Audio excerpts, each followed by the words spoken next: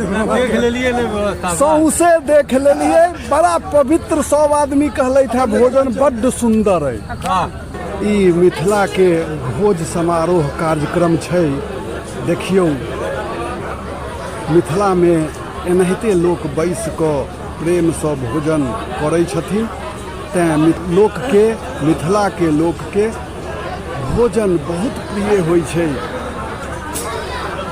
हड़बड़ा कऽ नहीं कयल जाइ छै, एकदम आराम से भोजन कऽ रहल छथिन। देख रहल छियै लगभग 200-300 आदमी बैसल छथिन। 200-300 से ऊपरे सब आदमी प्रेम से भोजन कऽ रहल छथिन।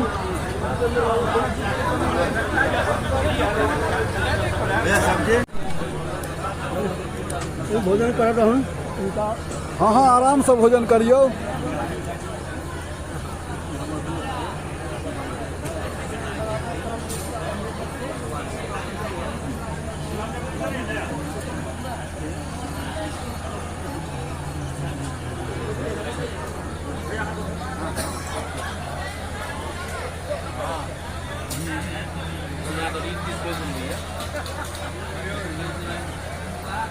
बढ़िया से बात कर देते बाकी भाई